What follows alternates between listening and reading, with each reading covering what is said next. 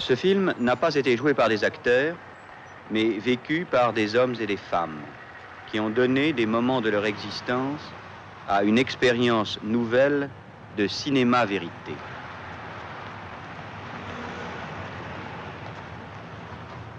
Tu vois, Morin, l'idée de réunir des gens autour d'une table est une excellente idée. Seulement, je ne sais pas si nous arriverons à enregistrer une conversation aussi normale qu'elle le serait s'il n'y avait pas de caméra. Par exemple, je ne sais pas si Marceline arrivera à se décontracter, arrivera à parler absolument normalement. Il faut essayer. Moi, je crois que j'aurai pas mal de difficultés. Pourquoi? Parce que je suis un peu intimidée. Vous êtes intimidé par quoi? Je suis intimidée parce que... à un moment donné, il faut être prêt, puis je ne suis pas forcément, je crois. En ce moment, vous n'êtes pas intimidé? Tout de suite. Non, tout de suite, là, non. Bon, alors, vous n'êtes pas intimidé maintenant. Ce que nous vous demandons, avec une grande ruse, Morin et moi, c'est simplement de parler, de répondre à nos questions. Si vous dites des choses qui ne vous plaisent pas, il est toujours temps de couper. Donc vous n'allez pas être intimidé. Mais je le suis moi maintenant tout à l'heure parce que j'ai pas été attaquée de front, je crois. C'est ce brigand-là. Oui, oui. Bon alors, vas-y, Morin, attaque. Bon, j'attaque quand même, écoute. Tu ne sais pas la question qu'on va te poser. Nous-mêmes, très précisément, on ne sait pas non plus ce qu'on veut faire avec Rouge. C'est un film sur l'idée suivante. Comment vis-tu? Comment vis-tu? On commence par toi. Mais après, on va s'adresser à d'autres. Comment vis-tu? Ça veut dire comment est-ce que tu te débrouilles avec la vie. Et alors, commence par toi, parce que tu vas participer d'une façon très intime à notre entreprise, à notre film. Et puisqu'il faut commencer... Que faites-vous toute la journée? Par exemple, quand vous vous levez le matin, que faites-vous? En général, je travaille. Quel travail? Je fais des enquêtes de psychosociologie dans une boîte de psychosociologie appliquée. Mon travail est de faire des interviews, d'analyser ces interviews, éventuellement en faire les synthèses. Ce qui m'absorbe quand même pas mal de temps, je crois. Ça vous intéresse? Non, pas du tout. Lorsque vous sortez dans la rue le matin, Oui. est-ce que vous avez une idée de ce que vous allez faire dans la journée? Écoutez, il arrive des fois quand je sors dans la rue le matin que j'ai des choses à faire. Mais il n'est absolument pas certain que je les fasse. Je sais d'ailleurs jamais exactement ce que je ferai le lendemain. Je vis d'ailleurs en pensant que demain, je ne sais pas de quoi il sera fait. Et puis, pour moi, l'aventure est toujours au coin de la rue. Et si on vous demandait d'aller dans la rue et de poser à des inconnus la question « Êtes-vous heureux ?» Vous iriez?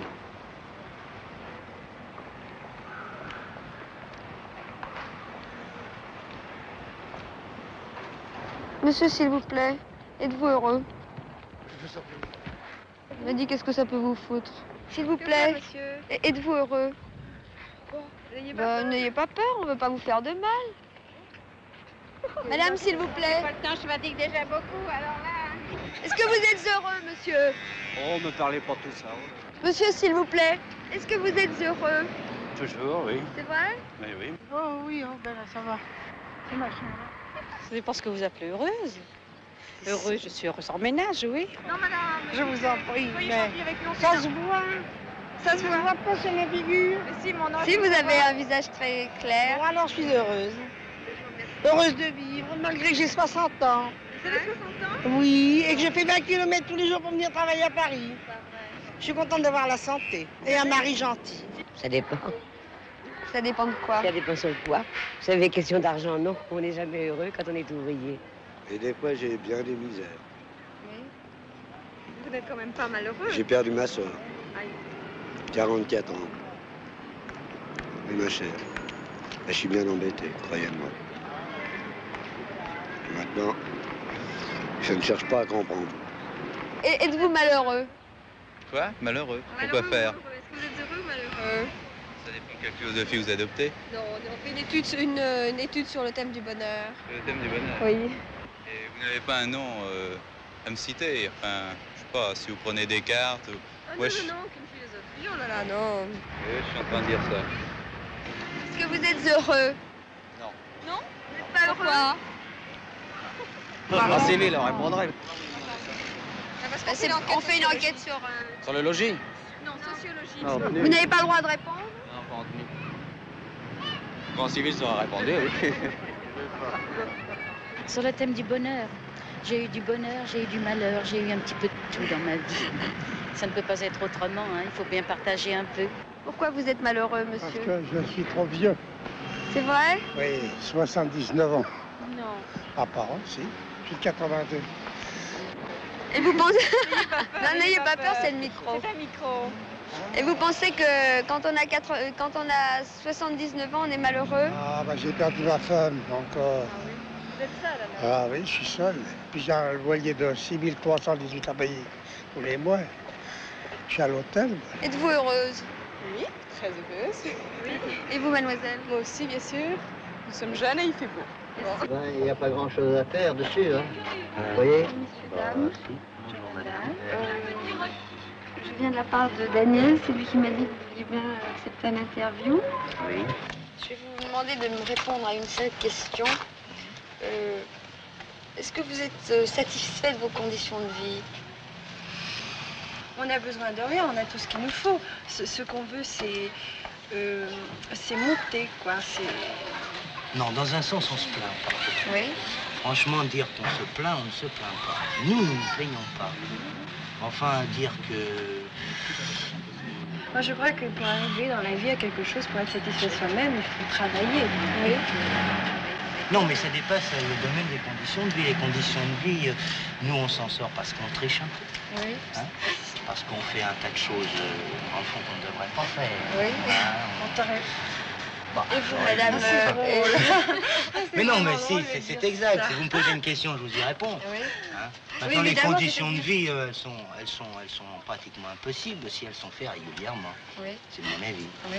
Hein. C'est-à-dire que si je facture tous mes clients, si je fais tout régulièrement, à ce moment-là, mes facilités de vie sont impossibles. Et vous, monsieur, êtes-vous heureux? Ça dépend des moments, des circonstances. Quand j'y arrive. Non, au fond, Paris, ça n'est pas tellement drôle. L'atmosphère, Les gens on sont manque de fous. soleil, on a Regardez. quand même une vie... L'automobile, ils sont fous, ils sont fous. Hein. Ils travaillent toute la semaine, ils font plus rien. Le dimanche, ils veulent pas abîmer la voiture et la mettre sur le bord de la route. Ils sortent la petite table, la petite chaise, ils s'installent. Pour pas l'abîmer, parce qu'un petit chemin creux, ils l'abîmeraient. Ils restent là, ils mettent 5 litres d'essence, ils mettent 3 heures pour rentrer. Ils trouvent que c'est normal. Et vous vivez différemment, vous? J'essaye. Oui. On essaie. Hum. On s'intéresse à des choses inutiles qui nous rapportent rien, quelquefois, uniquement pour s'amuser. Qu'est-ce que vous appelez les choses inutiles? D'abord, on a des amis. Bricoler. On bricole des choses qui ne bricoler serviront des choses, jamais à rien. On passe du temps, quelquefois, à rien.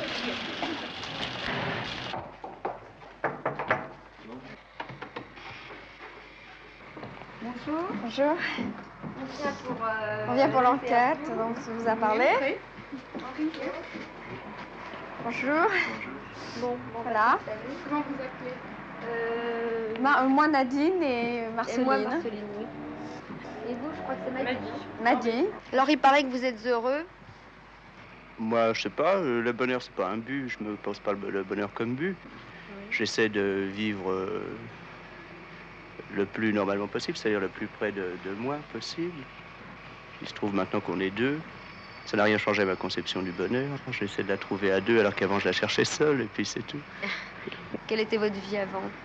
Jusqu'à 17 ans, j'étais chez mes parents. Et ensuite, j'ai décidé avec des amis de monter une affaire qui devait nous faire fortune rapidement, évidemment.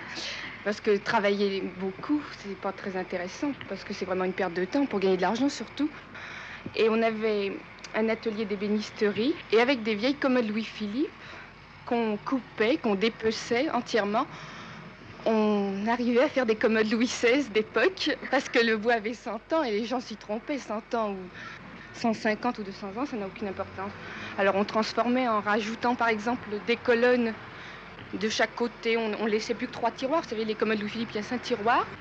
Puis même à la fin, en se servant que des vieux bois, on arrivait à reconstituer même des meubles Louis XIV, en faisant galber des vieux bois, en rajoutant des galbes et en replaquant. Vous avez gagné de l'argent dans cette histoire? Les gens qui étaient avec moi en ont beaucoup gagné, mais en fin de compte, moi, je suis partie et on fait même des procès depuis. Enfin, pour vous dire que tout ça, pour vous dire que le monde des affaires est affreux. Je suis très heureuse même d'en avoir rien tiré, sinon que de l'expérience, pour ne plus jamais recommencer des histoires comme ça. C'est sans intérêt. Moi, je fais de la peinture. Je suis pas un théoricien. Pour comprendre quelque chose, j'ai besoin de le faire, d'y participer. Alors si j'aime la peinture, et puis j'en fais pour essayer de comprendre celle des autres. Non, moi je vais prendre un grain de raisin, j'ai pas faim du tout.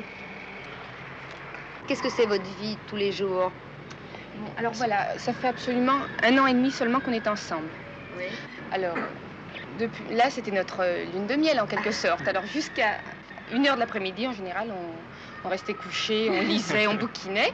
Et tous les après-midi, on peignait. Mais cela seulement depuis 6 mois. Tu oublies nos balades. Parce qu'à part ça, on a voulu voyager un peu partout. L'année dernière, on est parti du mois de mai, ça a été notre voyage de noces. Du mois de mai jusqu'à fin septembre. Nous sommes allés en Camargue, nous avons loué un atelier, enfin dans une vieille maison chez une vieille dame. Vous êtes allé à Saint-Tropez? Complètement à sec, et là, il nous a fallu nous débrouiller, vivre. Et la grosse découverte, ça a été de s'apercevoir qu'on pouvait très bien vivre là-bas comme on vit à présent ici, c'est-à-dire on faisait des petits boulots, j'ai peint des noms sur des bateaux, des choses comme ça. Je travaillais 2 heures par jour, on amenait une vie luxueuse. Et puis on vivait avec ça toute la journée. Par ça, on se dehors au soleil et on faisait de la peinture. On ne se pose pas le problème du bonheur, c'est peut-être pourquoi on se considère comme heureux, parce qu'on ne se pose pas le problème du bonheur, qui est un mot assez creux. Parce que se poser le problème du malheur, c'est se poser le problème du bonheur, c'est se poser le problème du malheur, et le problème du malheur, c'est ridicule, c'est un mot à rayer des vocabulaires, le malheur. Il y a la douleur, il y a tout ce qu'on veut, mais pas le malheur, ni le bonheur. Vous voyez, par exemple, nous n'avons pas d'argent. Mais je connais très peu de gens dans notre entourage qui gagnent pourtant de très fortes sommes tous les mois, qui est une bibliothèque ou une discothèque comme la nôtre.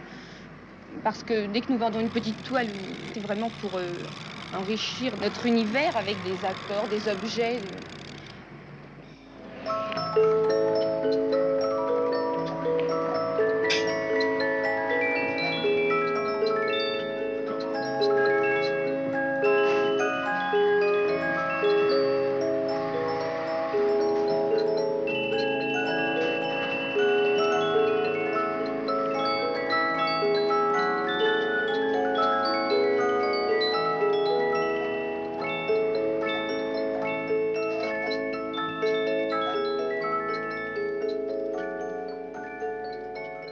Quand je pense que le matin, il faut se lever tous les jours à la même heure, mettons à 6 heures, et puis vous prenez votre café, après vous prenez le même trajet tous les jours pour aller à la gare, et puis arrivé à la gare, vous montez les escaliers, vous montez dans le train, et puis vous arrivez, vous rentrez par la même porte tous les jours, et puis à la pendule, vous pointez tous les jours, et alors vous mettez à votre planche, et puis vous commencez à dessiner. Puis à midi, on recommence, tous les jours c'est la même chose, on part et puis ça y est, on va manger, et puis on revient, et puis soit on prend son train, on rentre chez soi, puis on mange, et puis on va se coucher. Et alors c'est toujours comme ça. Alors je trouve ça ridicule, moi, ça, quand j'arrive le matin, quand j'arrive devant la porte de l'usine, je sais pas, je sens qu'il y a quelque chose, je sens que je me révolte. Et puis je dis, oh, puis après tout, je m'en fous. Moi, j'ai pas entendu un mec qui me dise que son boulot l'intéresse. Mais Margello, vous avez les mêmes sentiments que lui? Oui, à peu près. Bon, il y a beaucoup de mecs, ce qu'ils veulent, eux, c'est devenir, monter les échelons. D'ouvrier, devenir technicien. Au lieu de technicien, enfin, ils pensent devenir, je sais pas moi, ingénieur peut-être. Alors ils suivent des cours. C'est ça qu'ils espèrent. Mais quitter pour aller où? Pour faire les marchés. Il y en a beaucoup qui quittent pour faire les marchés. Puis ils reviennent. Il y en a qui quittent pour aller monter un commerce. Bon, il y en a qui réussissent, il y en a d'autres qui réussissent pas, ils reviennent. Le problème, il est le même pour les gens de bureau, pour tous les gens qui travaillent dans n'importe quel organisme dans l'usine. Il est le même. C'est que le travail est tellement parcellé, est tellement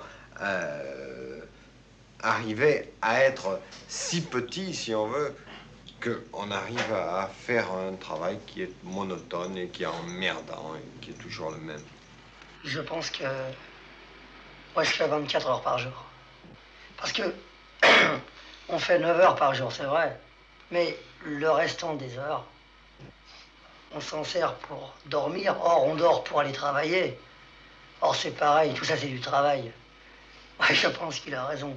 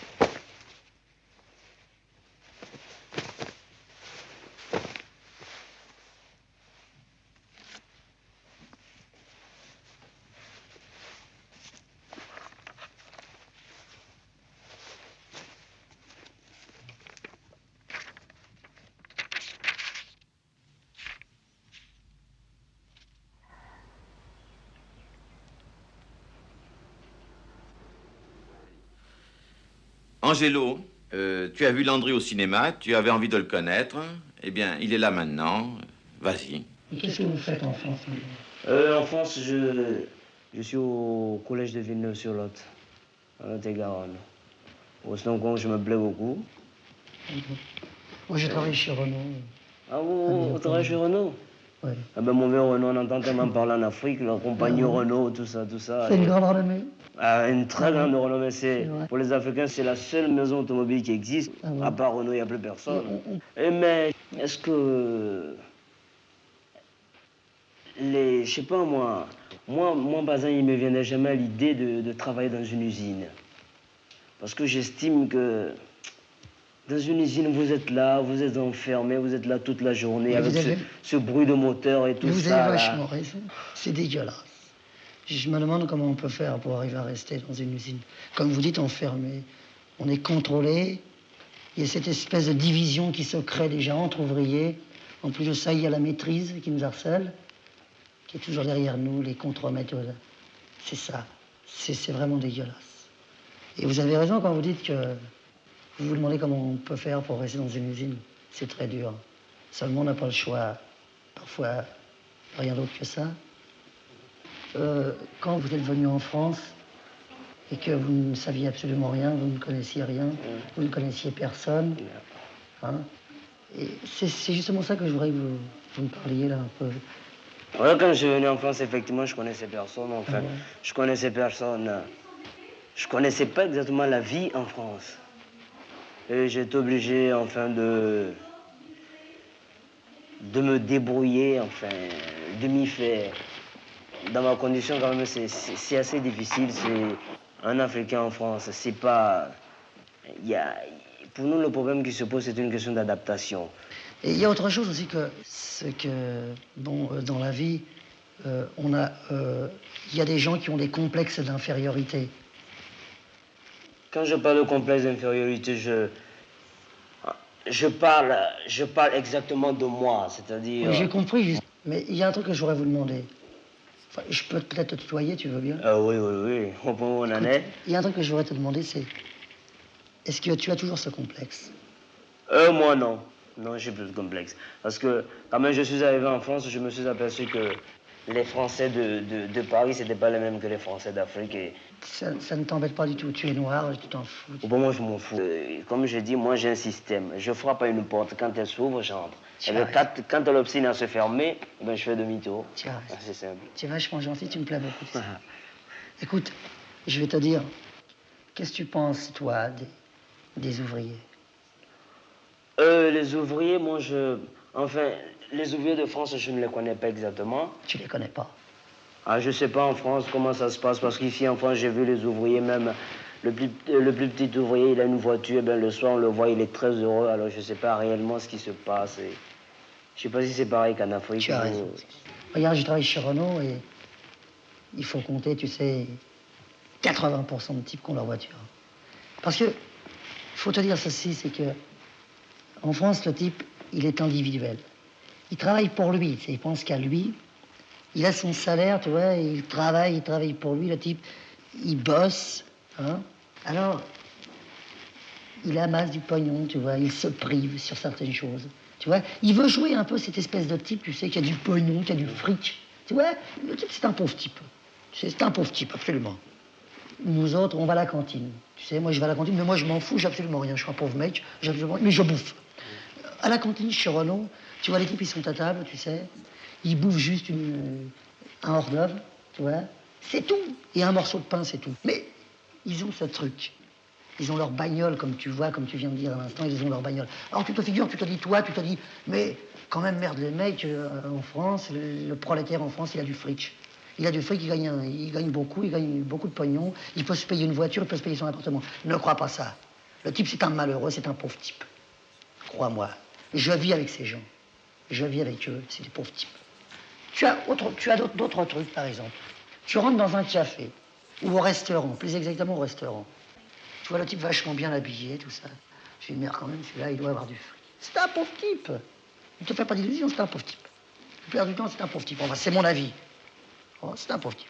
C'est le mec qui s'est privé pour avoir un costume, tu vois, être bien habillé, des bagouses et tout le truc. C'est de la frime, tout ça, c'est de la rigolade, le mec. Parce que, pourquoi c'est de la rigolade? C'est de la rigolade parce que le lundi, il va recommencer comme un pauvre type dans une usine crado-craspecte. C'est-à-dire, quand tu le vois dans une usine, tu vois à l'extérieur, c'est plus le même mec. Tu vois? Alors écoute, c'est un môme, quoi, il n'a plus rien à bouffer. Que veux-tu vous maintenant, qu'est-ce que tu veux? Concombre. Du concombre. Oh, il adore ça. Tu es un amateur de concombre. Je me souviens, hein, pendant des années, le problème du logement, à quel point ça t'a embêté, à quel point ça a pesé sur ta vie. Et puis alors maintenant, tu es à Clichy, HLM, c'est quand même mieux, c'est clair, c'est tranquille, etc. Mais j'aimerais, est-ce que tu peux nous parler de ce problème? C'était une angoisse. La question du logement, c'est que pour moi, c'était angoissant. Ne pas être chez soi, être à la merci en quelque sorte d'autrui, c'est quelque chose d'absolument terrible. Oui, mais enfin, il n'y avait pas que ça. Enfin, pour le... D'abord, lorsqu'on est chez une loge. Oui, mais avant, il y avait la chambre de bonne. Oh, écoute, tu te souviens pas, il y avait question... des cloisons tellement étroites qu'on entendait tout ce que bien les gens sûr, disaient à bien côté. sûr, c'est vrai, On avait même pas d'eau dans la chambre. C'est vrai. Et puis alors, on a eu des punaises. J'étais tellement effrayée que je voulais coucher dehors. Mais je ne voulais pas que tu couches dehors, tu voulais aller sur la butte. Oui, mais j'aurais préféré. Bon, la butte tout de même dans le 18e, là-bas. C'était affreux. Moi, j'avais jamais vu de punaises de ma vie. La première que j'ai vue, c'était un jour. Je me suis réveillée vers 5 h du matin. C'est-à-dire que j'avais avant quelques petites... des petits poils sur les bras. Je savais pas ce que c'était. Je croyais que c'était des boutons bizarres. Et puis un beau jour, je me suis réveillée à 5 h du matin, j'ai tourné la tête et j'ai vu une espèce de bête qui montait derrière mon lit. J'en avais jamais vu de punaise. Jamais. J'ai poussé un hurlement épouvantable. Tu te souviens? Moi, je m'en fichais. Je les ai connues, les punaises, bien sûr. Je les ai connues, mais Simone ne les a pas connues. Hein. Oh non, c'était affreux. Alors, une chose pareille. Alors c'est terrible parce qu'elle voulait aller dormir comme ça sur l'herbe, sur le gazon, sur la butte là-bas. Ah oui, mais c'était les buttes de Chaumont. Mais moi je ne voulais pas parce que pour moi les buttes de Chaumont, n'est-ce pas, c'était quelque chose, ça me, comment dirais-je, c'était des risques, n'est-ce pas, d'être livré en quelque sorte au hasard de la nuit. Je voulais pas laisser quand même sur les buttes, sur le gazon. Moi je préférais ça aux punaises. Puis alors j'en avais parlé au bureau et j'avais un collègue qui m'avait dit, oh, mon Dieu, une punaise ça fait... C'est curieux, on dirait une goutte de sang qui vous descend sur le corps. Et toute la nuit, je pensais à ça. Je m'endormais vers 4 h du matin en pensant que je sentirais une goutte de sang qui me tomberait dessus. C'était affreux. Je pensais à ceci. Est-ce que vous êtes heureux? Presque. Et toi? Presque. Alors, qu'est-ce qui manque? Oh, j'ai honte de le dire. De l'argent. Et toi? De faire ce que je voudrais faire. C'est-à-dire? Me livrer à ce qui m'intéresse. Eh bien, mais ça revient au même, parce que si on avait de l'argent, il pourrait se livrer à ce dont il a envie. Enfin... Bon, alors maintenant, tu es heureuse en quoi? Mais j'estime que malgré tout, je suis assez gâtée par la vie parce que j'aime mon mari, j'aime mon fils. J'ai une petite situation, mais qui me plaît. Pour moi, le travail, c'est du temps perdu. D'accord, mais tu te souviens, tu as milité, on militait au même parti, on aspirait à une autre vie. Oui, bien sûr. Alors on met une croix là-dessus. Hélas, les idéaux ne sont pas toujours réalisables et même pas souvent réalisables.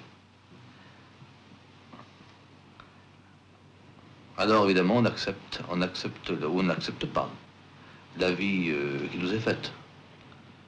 Il faut s'adapter. C'est là, précisément. J'admire, moi, et j'envie ceux qui, précisément, peuvent s'adapter dans leur totalité. Moi, j'en suis réduit à une sorte de partage, n'est-ce pas, intérieur, partage intime. Et j'abandonne une partie, n'est-ce pas, que j'adapte. Et l'autre partie, qu'est-ce qu'elle fait? Eh bien, je la garde. Jusqu'à maintenant, je la sauvegarde, exactement. Je la sauvegarde. Et qu'est-ce que c'est, cette partie? Eh bien, c'est la partie authentique. Je pense que le drame de notre époque, c'est que on choisit de moins en moins son travail. On n'entre pas dans quelque chose, on tombe dans quelque chose. Parce que tout simplement, il faut avoir, sinon pas un titre, mais un poste, un emploi officiel. Parce qu'il faut une carte d'identité, il faut une carte de travail. Un homme aujourd'hui, qu'est-ce que c'est un homme? C'est une carte d'identité, c'est un paquet de fafres. C'est ça un homme de nos jours, n'est-ce pas? Tout le monde ne peut pas être artiste, tout le monde ne peut plus être artisan. C'est un manœuvre. Alors il faut vaincre l'ennui, toute une journée. Un travail qui n'intéresse pas, un travail pour, comment dirais-je, dans lequel on ne trouve aucun intérêt, qui n'a aucun sens. Et cependant, évidemment, il faut ce travail, il faut le faire. Il faut le subir, n'est-ce pas? Jusqu'à 6 heures le soir. Et après 6 heures? Eh bien, après 6 heures, on essaye de redevenir soi-même, on redevient soi-même. On a un emploi jusqu'à 6 heures, et puis après, on est un tout autre homme, une toute autre personne. Et qu'est-ce qu'il fait, cet homme, mais il vibre, et il existe, il est peut-être prisonnier d'ailleurs. Il est prisonnier du premier, n'est-ce pas? C'est le premier qui lui a passé les menottes. Mais je pense que de plus en plus, il faut, comment dirais-je, diminuer sa participation, n'est-ce pas, au travail officiel, et donner toujours davantage à côté. Ce que j'appelle à la vie marginale. Parce que pour le reste, tu crois? Est-ce qu'il y a quelque chose en quoi tu crois? Je crois à la vie, je crois à la possibilité de s'accomplir, malgré tout et envers tout.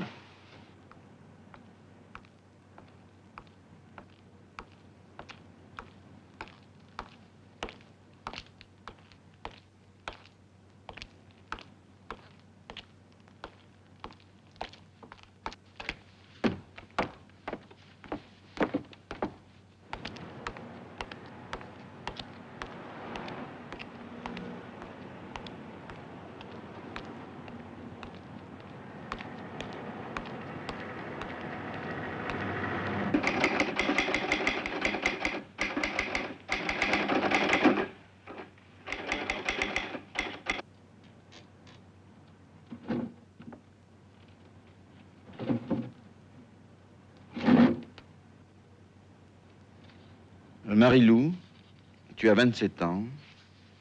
Tu es venue d'Italie en France il y a 3 ans. Et depuis 3 ans, il s'est passé pour toi une expérience tout à fait nouvelle. Quand tu étais à Crémone, tu vivais chez ton père, qui est petit bourgeois, on peut dire ça. Ici à Paris, tu vis dans une chambre de bonne, sans eau. Tu as fait l'expérience d'être une étrangère.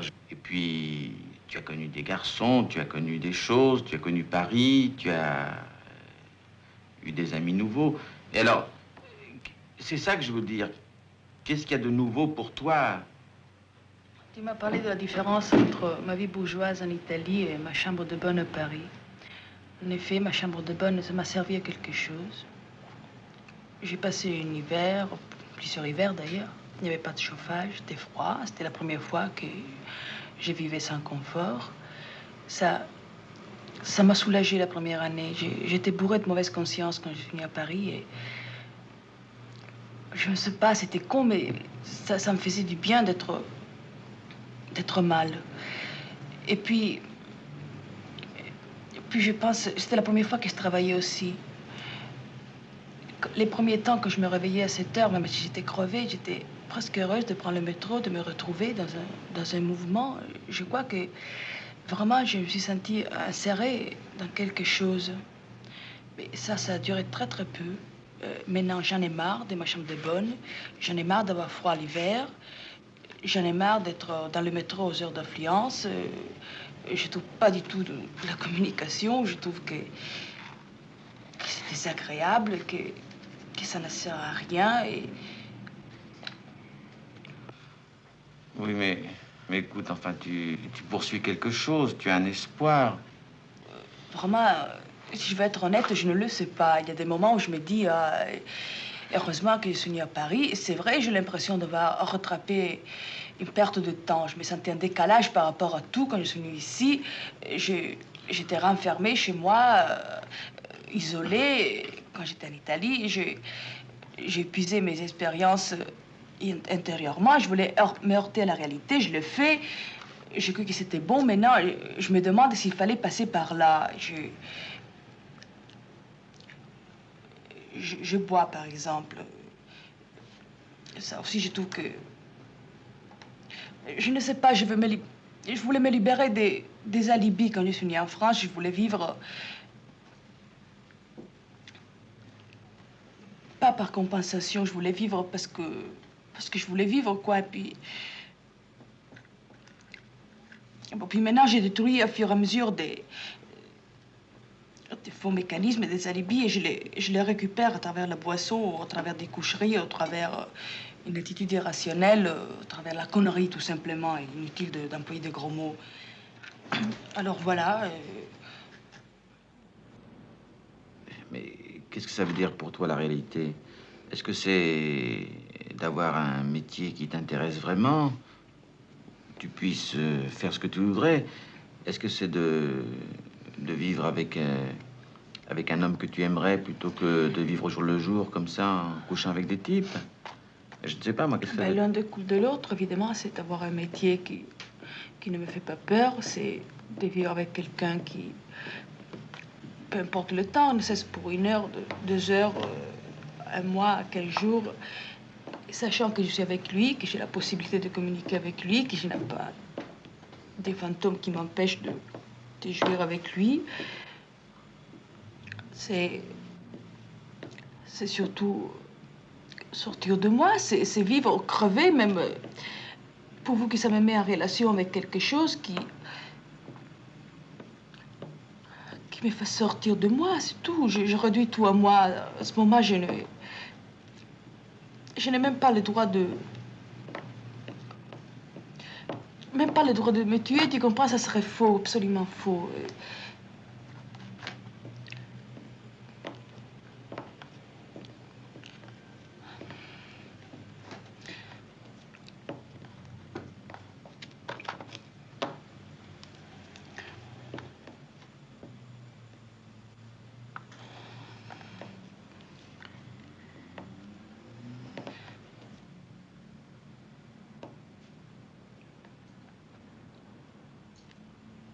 Pourquoi est-ce que tu réduis tout à toi? Quoi? Est-ce que tu réduis tout à toi? Je le savais.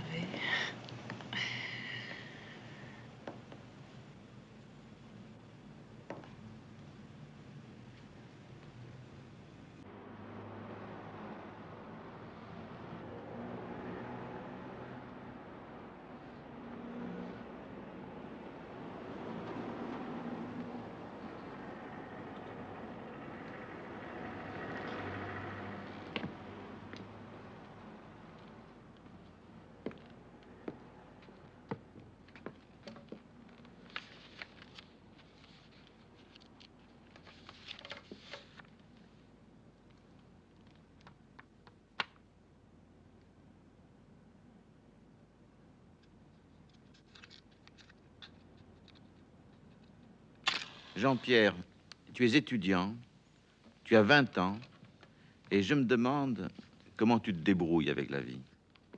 Bon, c'est d'accord, je vis. Oui, je vis, effectivement. Je vis sans doute beaucoup mieux que ne vivent la plupart des étudiants de mon âge. Mais je vis, enfin, dans la mesure où j'accepte les compromis terribles. Non, je vis seulement dans la mesure où j'accepte que les choses soient pas ce que j'avais envie qu'elles soient, dans la mesure où j'accepte de me faire enculer, quoi. Il y a pas de problème. Et je crois d'ailleurs que tous les types actuellement de mon âge, même d'ailleurs plus vieux, on arrive à vivre sereinement, si tu veux, que dans la mesure où ils ont accepté la nécessité de se faire enculer. Mais sinon, quand je te parle d'impuissance, enfin, ce sont des impuissances réelles, tu comprends? Même, par exemple, le fait que je me fasse coller à mes examens. Je sais pas, quoi, que j'essayais, quoi, de vivre avec une femme, quoi. Que j'ai essayé de la rendre heureuse, qu'elle a voulu me rendre heureux, qu'on a essayé d'être, puis que ça se dilue, ça devient con, ça. C'est des impuissances, quoi. Comme au niveau politique aussi, et encore, moi je m'en fous maintenant, enfin, c'est quelque chose de vachement moins important. Toutes mes exigences politiques, quoi, se soient atténuées, se soient dispersées. Bien sûr, j'ai des exigences, mais dire que je sois malheureux réellement, que je sois prêt à faire des choses très concrètes, très efficaces, finalement, c'est plus vrai, quoi. J'ai d'ailleurs pour ça des tas de justifications très intellectuelles. Enfin, j'ai vu, par exemple, ceux de ta génération, ce que leurs engagements politiques ont donné, leur impuissance devant des obstacles. J'ai plus envie, enfin, j'en ai vu trop des gens comme ça, quoi, qui en étaient réduits d'ailleurs au point de pleurer, d'être traumatisés, de ne plus savoir quoi faire. Vous êtes presque tous comme ça, d'ailleurs, à ce niveau-là. Alors, moi, je n'ai pas envie, et ça, c'est une justification intellectuelle, mais alors je sais très bien que, d'une manière beaucoup plus intérieure, c'est pas du tout ça, hein, une espèce d'absence de courage. De même, au niveau affectif, il y a égoïsme. Enfin,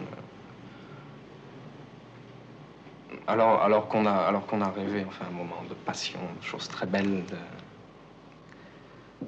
on s'aperçoit, enfin, je suis obligé de m'apercevoir, enfin, je sais pas si tout le monde s'en aperçoit, enfin, moi, je suis obligé de m'apercevoir, enfin, que tout est fait de mi-teintes, enfin, des demi-teintes, des tons très neutres. C'est pas du noir et blanc, c'est du gris sur gris. Enfin, un gris un peu plus foncé, un gris un peu moins foncé. C'est emmerdant. Tu comprends? Tu as quelque chose à dire, Marceline? J'ai à dire que je me sens très responsable de ça. Parce que c'est par moi, d'une part, que tu as connu tous ces gens qui étaient prêts de pleurer après leurs expériences politiques. Moi-même, d'ailleurs. Et puis, quand tu parles d'avoir voulu rendre une femme heureuse, je sais que c'est moi. Alors, je me sens un peu responsable de toutes tes impuissances dans la mesure où enfin, je t'ai fait sortir du courant dans lequel tu devais rester, peut-être. Non, mais c'est vrai, je pense que Jean-Pierre dit le mot impuissance et que Marceline doit penser au mot échec. Moi, j'ai un sentiment d'échec depuis tellement d'années. Alors, quand j'ai rencontré Jean-Pierre,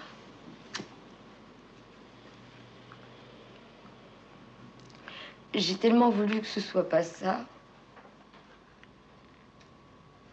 J'ai tellement voulu qu'il n'ait pas les 20 ans que j'avais eus.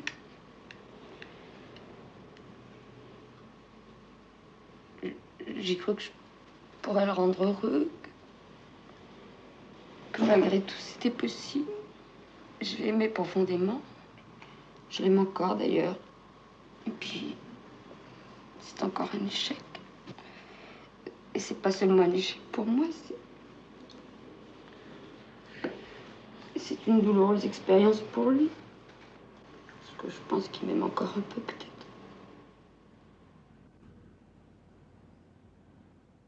Nous arrivons à ceci, c'est qu'actuellement, le film, jusqu'ici, s'était cantonné dans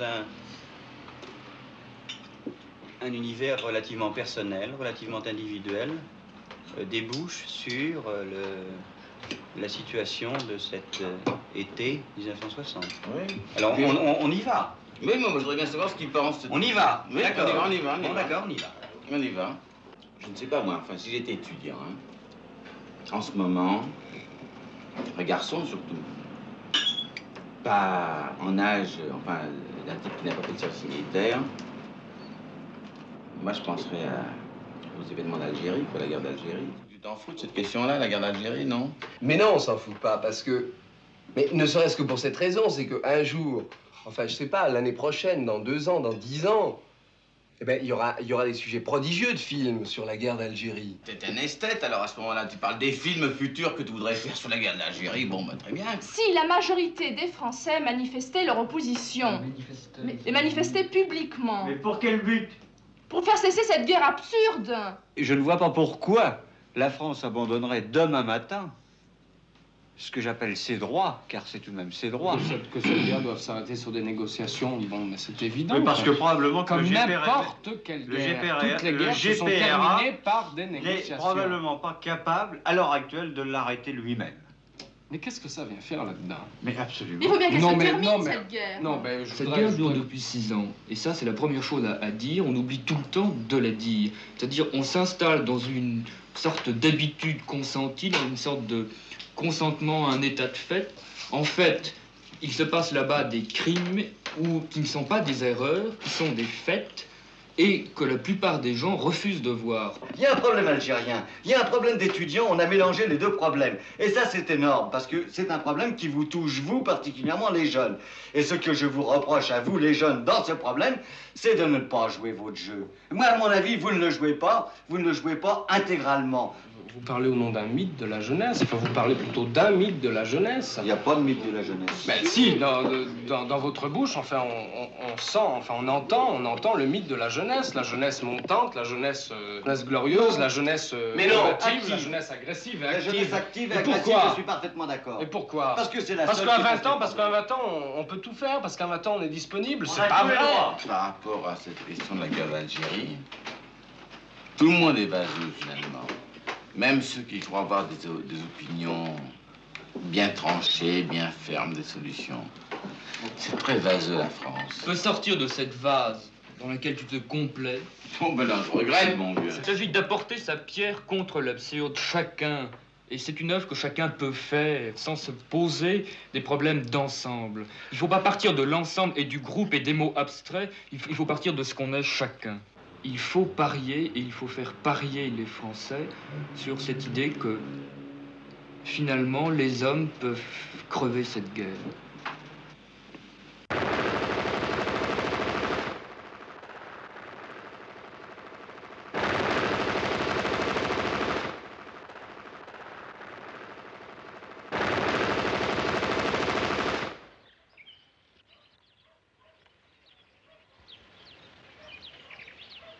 Non, mais moi personnellement, je ne me marierai pas avec un noir.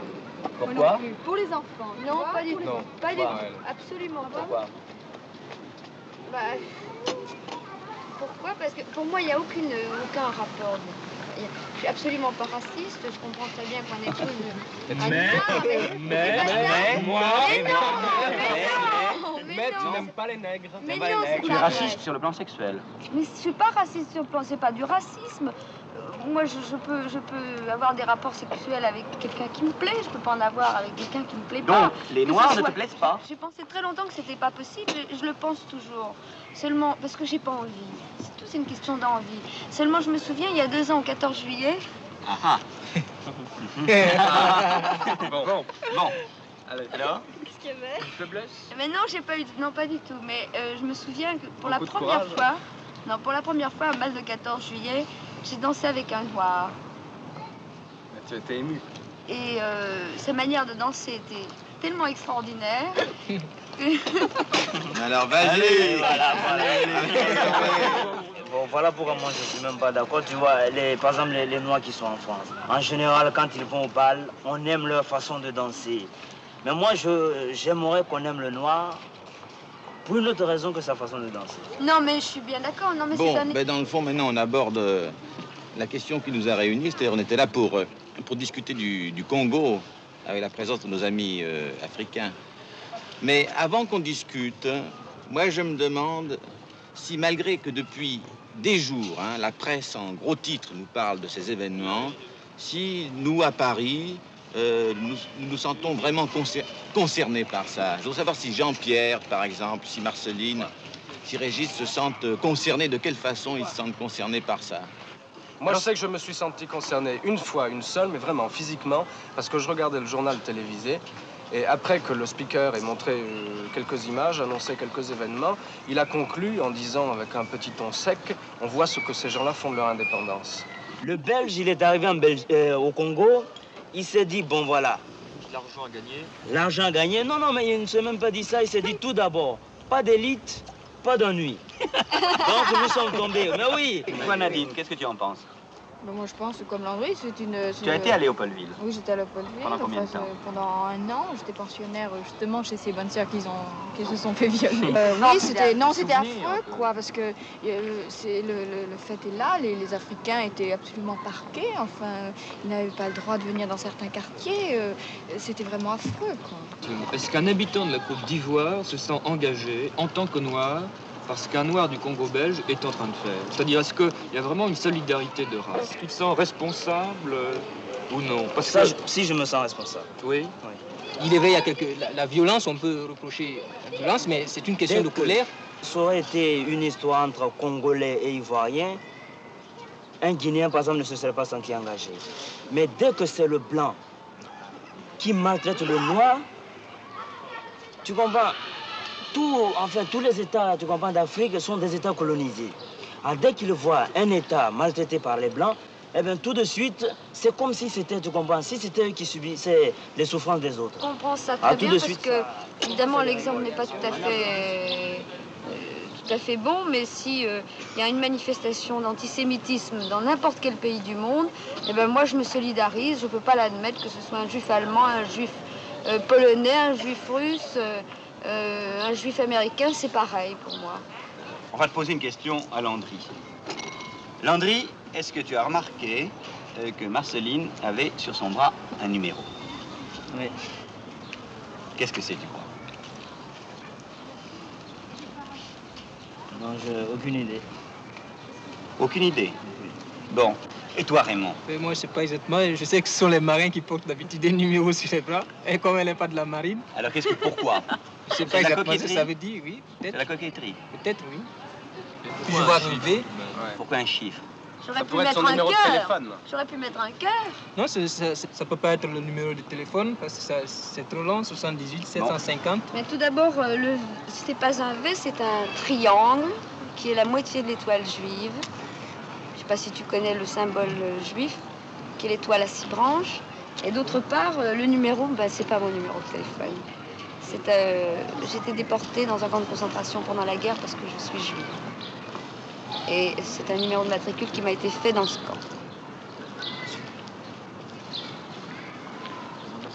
Alors? C'est étonnant. Tu sais ce que c'est un camp de concentration? Oui, oui, j'ai vu un film dessus sur les camps de concentration. Quel film c'est? Nuit et brouillard.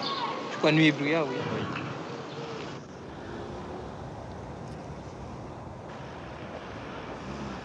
C'est aussi désert cette place de la Concorde.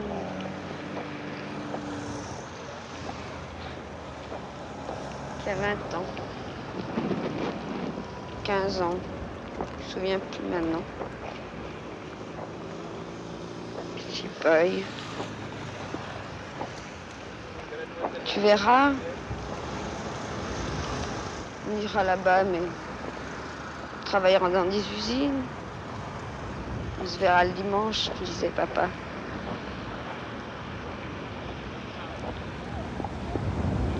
Toi, tu me répondais. Tu es jeune, toi, tu reviendras. Moi, je reviendrai sûrement pas.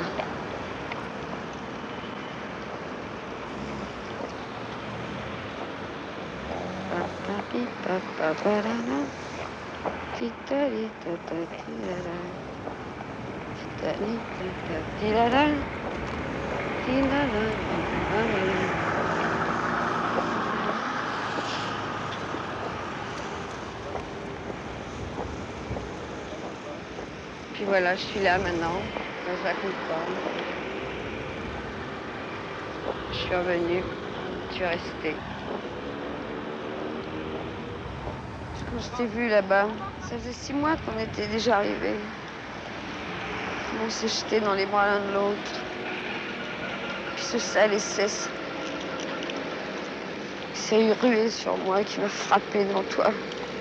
Toi, tu disais, mais c'est ma fille, mais c'est ma fille.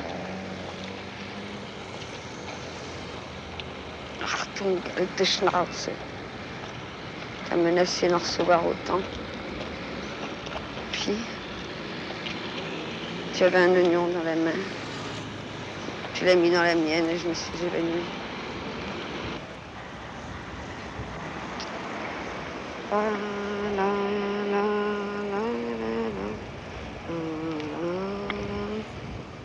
Des grands prés marécageux. Papa, quand je t'ai vu, tu m'as dit, et maman, et Michel. Tu m'as appelée ta petite fille. J'étais presque heureuse d'être déportée avec toi, tellement je t'aimais. Papa. Papa.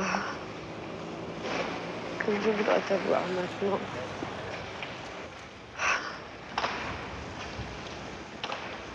Puis...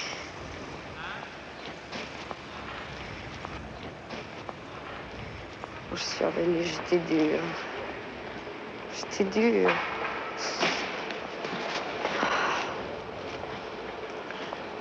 J'ai vu tout le monde sur le quai de la gare, maman, tout le monde. On m'embrassait, j'avais un cœur de pierre. C'est Michel qui m'a émue. J'ai dit, tu ne me reconnais pas? Il m'a dit, si, je crois que tu es Marceline. Papa.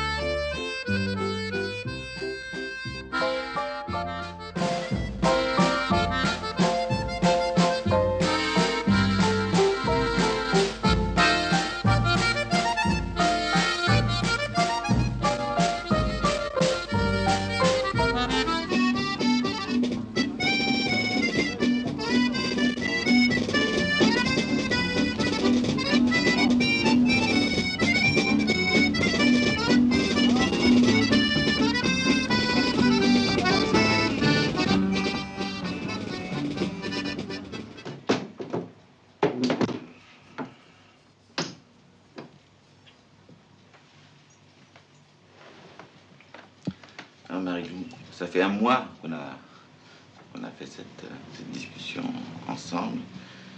Et puis maintenant, on est au mois d'août. Et alors, une chose qui m'avait frappé, tu vois, il y a 2 soirs, on marchait dans la rue, et je te parlais d'une question de ce film. J'avais dit que j'avais posé à nos amis Jacques, employé, et à sa femme la question, êtes-vous heureux? Et je t'ai dit qu'il m'avait répondu presque. Et tu m'as dit, ben, moi aussi, je pourrais répondre presque.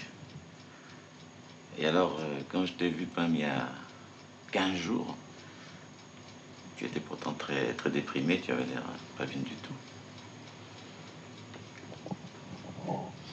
Tu peux répondre presque? Oui.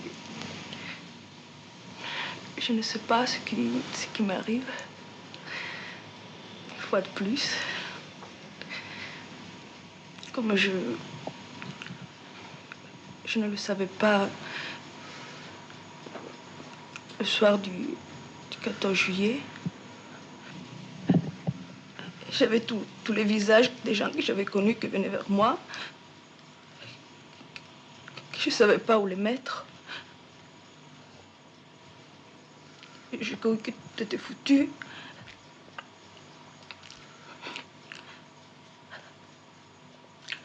Je crois que j'ai passé un cap ce soir-là. Après, il y a eu des jours vides. Puis tout à coup, les choses se sont ordonnées. J'ai vu à nouveau les gens. Je suis sortie de l'imaginaire. Alors, tout devient tellement simple et facile. Tout ça est venu brusquement? Toute seule? C'est venu tout seul?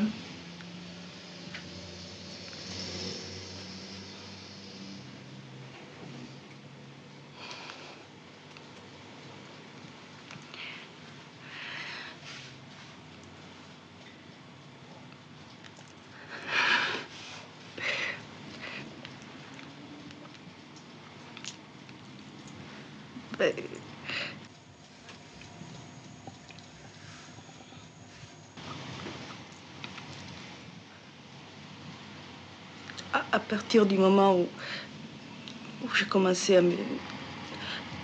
à voir les gens autour de moi, me sentir dans les choses, je suis devenue disponible. Disponible à tout. C'est pas à l'amitié, à l'amour aussi. C'est ça qui a changé les choses.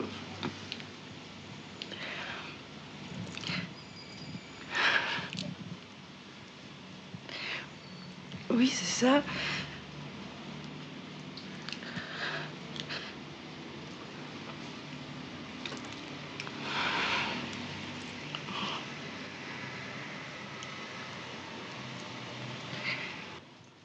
C'est ça, mais ce qui est plus fort de tout, c'est la peur, malgré tout. C'est la peur que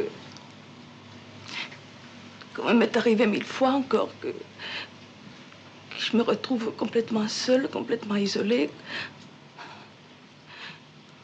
On se croit pas.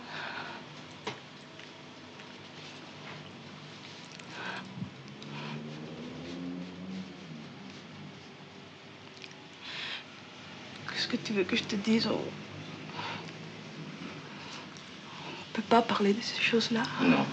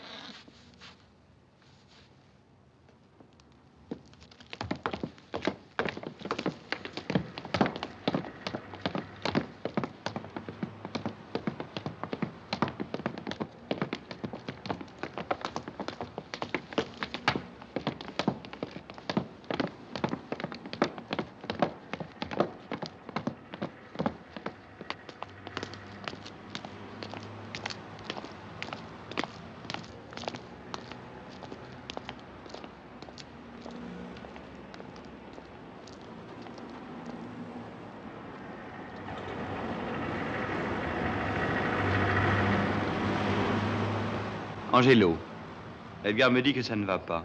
Qu'est-ce qui s'est passé exactement? Le matin, dans l'atelier, j'ai repris mon travail, quoi.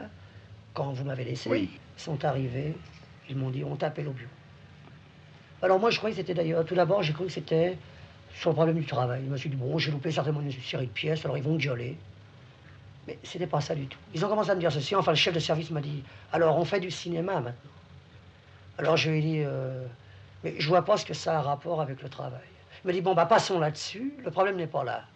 Le problème est qu'on va vous changer l'atelier, on va vous mettre ailleurs, parce que d'une part, déjà, il n'y a pas de travail, et il n'arrête pas de me harceler. Enfin, hier, il y a le chef d'équipe qui est venu me trouver, il m'a dit comme ça, bon, tu as 10 pièces à faire, si tu me fais ces 10 pièces ce matin, eh bien, après, je te laisse tranquille. Alors, je lui ai fait ces 10 pièces, à la meule à eau, complètement dégueulasse. Et quand j'ai eu fini ces 10 pièces, c'était à peu près 1h de l'après-midi. Il m'en a apporté 20 autres, en me disant, tu es ici pour travailler. Alors, je crois que c'était plus fort que moi. Je crois que j'allais y rentrer dedans. Parce que là, j'ai vu que vraiment, il était là pour me casser la tête, enfin. Puis alors, j'ai pris un bon de sortie, je suis parti. Je suis parti parce que Jacques, enfin, un gros travail, il m'a dit comme ça, bon, il m'a dit, il faut absolument que tu partes, que tu prennes un bon de sortie, tu ailles te reposer un peu, parce que sans ça, tu vas leur casser la tête, et pour l'instant, vaut mieux pas. Voilà. Qu'est-ce que si tu restes là chez Renault, qu'est-ce que tu auras comme truc? Absolument rien.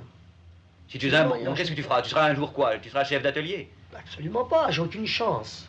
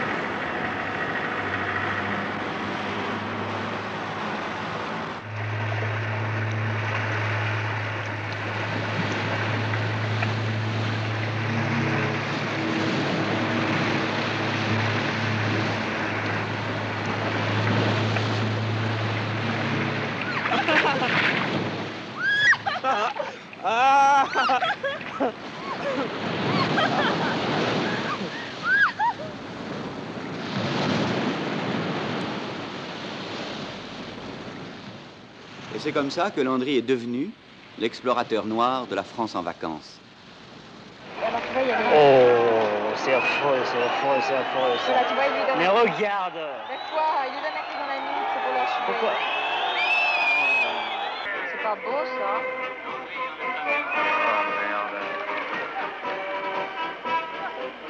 Regarde, regarde. Oh là, merveilleux.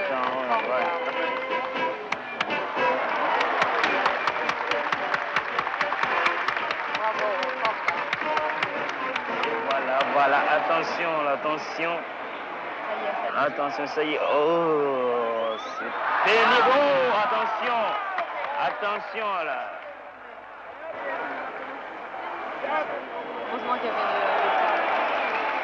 Oh, il y a le... Oh, j'aime moins ces passes, j'aime ces passes. joli, hein. Regarde ça. Oh, le mignon, j'aime beaucoup ça. Oh, ça c'est formidable. Ça au moins, ça c'est beau à voir, tu vois. C'est beau à voir. Ça va nous va mourir les bêtes et ça s'en va. Et oui, c'est ça le plaisir. C'est le plaisir de la province.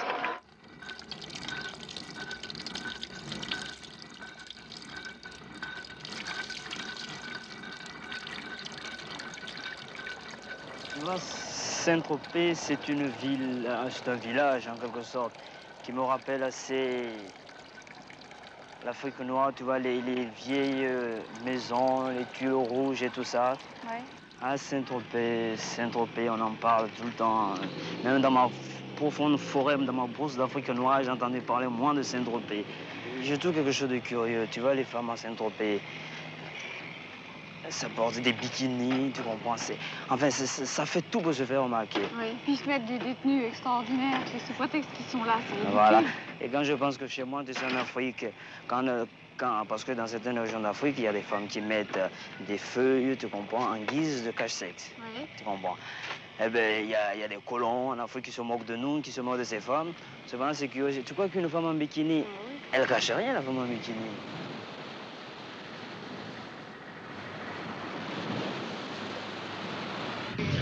Déjà pas tellement amusant de faire des photos publicitaires. Maintenant, je commence à avoir l'habitude. Il faut bien gagner sa vie. Alors, comme les photos publicitaires, ça rapporte un peu, c'est pour ça que j'en fais. Sinon, il y en a qui n'ont pas besoin, alors ceux-là, ils peuvent critiquer. C'est toujours cela, d'ailleurs. Ce qu'ils demandent, une photo mademoiselle. Parce que quand ils rentrent de vacances, ça fait très bien d'avoir été photographié avec une fille qui fait très genre Saint-Tropez. Alors ils montrent ça à tous leurs amis et alors ils sont heureux avec ça. Ça, c'est le point de vue de la foule, c'est toujours pareil. Oh, Il y a d'autres gens qui sont là, qui regardent et qui pensent certainement autre chose que... Oui, mais il y en a très peu, c'est la minorité. Mais la foule, on ne peut pas arrêter la foule. La masse dont on fait partie n'est pas tellement évoluée. Catherine, toi, tu ne dis rien. J'ai pas envie de penser à des tas de choses, j'ai envie de me baigner, de faire du ski, puis c'est tout. Surtout ici. Bon, mais alors, je voudrais l'avis de notre chère Sophie quand même. Tu vois, tous ces gens parlent de choses. Est-ce que tu connais bien Saint-Tropez? Vraiment? Je peux pas dire vraiment très bien, parce que il faut avoir vécu plusieurs mois dans un endroit pour bien savoir. Mais enfin, je suis venue un peu l'année dernière parce que je faisais des tournées dans les casinos aux environs et puis j'avais une petite villa. Maintenant, n'est-ce pas, dans la rue, nous demandons à tout le monde « Alors, tu t'amuses bien à Saint-Trope ?» Alors, ça fait très bien de répondre « On s'emmerde ici ». C'est un snobisme de répondre « On s'emmerde » parce qu'en ce moment, c'est l'époque de répondre qu'on s'emmerde à Saint-Tropez. C'est ça. Les gens s'emmerdent partout, d'ailleurs, maintenant, alors. On s'emmerde, ça vient de soi, parce que quand on a une vie personnelle, intérieure, on s'emmerde nulle part. Oui, oui, bien sûr, toujours très simple. Et des petits soutiens-gorge balconnés, mi-poitrine. Et ici, il y a beaucoup de vedettes. Et alors, par la même occasion, beaucoup de metteurs en scène. Alors, toutes les petites jeunes filles de Paris descendent ici, avec leurs petits bikinis, leurs petits pantalons collants et leurs longs cheveux et leur email, n'est-ce pas, les cils un peu comme ça, très comme il faut. Et alors, elles espèrent toujours qu'elles vont rencontrer un metteur en scène. Évidemment, elles ont tout sauf la tête avec un peu de cervelle. Évidemment, c'est pas donné à tout le monde. N'est-ce pas, Marceline? Bon, alors, qu'est-ce que je vais vous dire encore maintenant? Que Saint-Tropez, c'est vraiment un endroit charmant avec un paysage extraordinaire. Bien sûr, c'est dommage qu'il y ait tous ces gens-là, mais ces gens-là, ils sont ailleurs aussi. Alors, pourquoi être contre Saint-Tropez? Moi, personnellement, je m'ennuie pas à Saint-Tropez. Voilà.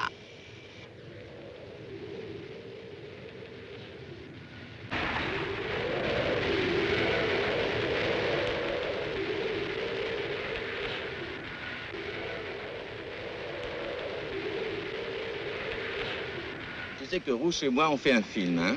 Comment tu vis? J'en ai enfin... vaguement entendu parler. Oui. Alors voilà, on n'est pas d'accord, parce que Rouge, il trouve que la vie est marrante, hein, et que moi, je trouve que la vie n'est pas tellement marrante. Oh, bah dis donc, t'exagères. Moi, je trouve qu'au contraire, hein, je suis plutôt de l'avis de Rouge. La vie est marrante? Ouais. Et pourquoi elle est marrante? Ben, je te dis peut-être ça parce qu'on est en vacances, en fait. Et en dehors des vacances? En dehors des vacances. En dehors des vacances? Oh. Oh. On n'en sait trop rien.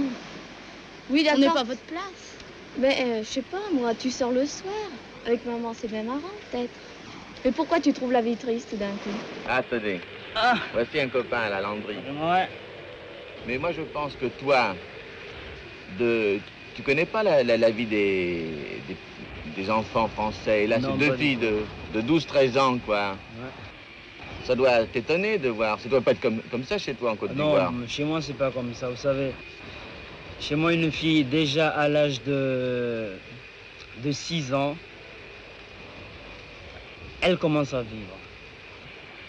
Eh bien, quand j'avais 7 ans, déjà, je savais moins faire la cuisine. Ah, nous, on travaille seulement pour le lycée. On travaille pas pour les parents. On dessert la table de temps en temps, on fait des trucs comme ça, mais qui sont très rares. C'est tout. Mais oui, ça c'est un tort. Il faut apprendre, vous savez, même...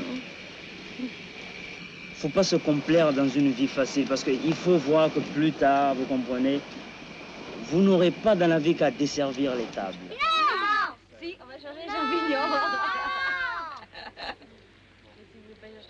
Vous n'en mangerez pas. Eh ben, on mangera pas de champignons, mais on n'ira pas chercher les champignons. Non, d'accord, je leur dis quelque chose. Ouais. Je connais la manière. Tu connais la manière d'embêter les gens. Voilà, comme ça. Hein? Va. Alors, voyez le gros paquet ici. Là. Il y a on a eu du mal.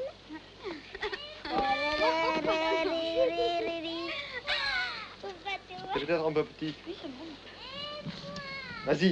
Vas-y, mets ton pied sur le truc. Angelo, tu mets ton pied après aussitôt, tu te pends là. Hein? Voilà, très bien. Angelo, voilà.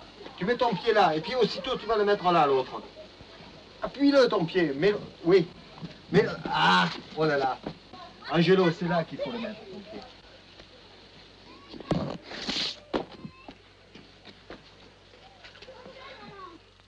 Vas-y, vas-y. Et ton pied, l'autre pied. Mais non, il ne met plus haut.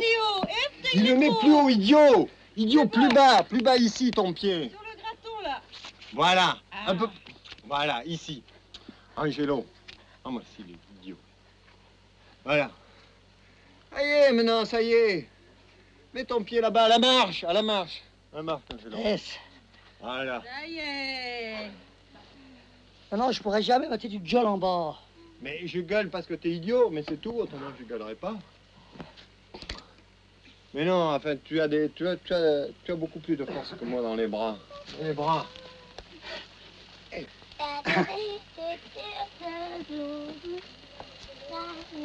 Et tu hésites là. Tu hésites, le truc c'est que tu sais pas où tu mets tes pieds. Tu ne sais pas te servir de tes pieds. Tu sais te servir de tes bras, tu ne sais pas te servir de tes pieds. Allez, à qui maintenant? À Karine? Mais ça, je peux le sortir. Allez, sors ton pied de là et tu prends la corde derrière toi. Allez, sors ta main de là et prends ta corde. Et lâche-toi, tu prends cette corde. Allez, éloigne-toi du rocher. Allez, ça Éloigne-toi du rocher. Triche avec nous cet été. Mais si, éloigne-toi du rocher, tu ne crains rien, tu ne crains rien. Allez, Ton père est là, mon enfant. Tu me éloigne-toi crains du rien. rocher. Allez, cogne-moi. Éloigne-toi du Ah, bah rocher. voilà. Ça y est. Bon. Elle est bien, elle est bien, elle est bien, elle est bien. Elle est bien, Moté, elle est bien. Elle Bon, est là-bas allez, plus. sors ta Là-bas main, plus, voilà. Allez, vas-y, lance-toi, saute un peu, éloigne-toi du rocher avec tes... Enlève tes Mais mains. lâche Elle est ça. bien, elle a une belle... Mais Derrière ta corde. quelle envie. Mets ta main derrière, attrape la corde. Non, la corde qui est derrière. Attrape la corde derrière. L'autre. Elle est là, plus près, de ce côté. Plus près de ce côté. Voilà, brutalise pas cet enfant quand même. Tiens. Voilà. Allez, vas-y. Vas-y, allez, lâche-toi. Laisse glisser un Donne peu. du jeu, la corde. Là, mais avec ton autre main. Karine, Autre main. ton autre main derrière le dos. Prends cette corde-là. Puis... Non, celle-là, Karine. Tiens celle-là. Et... Qu'est-ce que tu veux faire avec des gosses comme ça? C'est le dodo.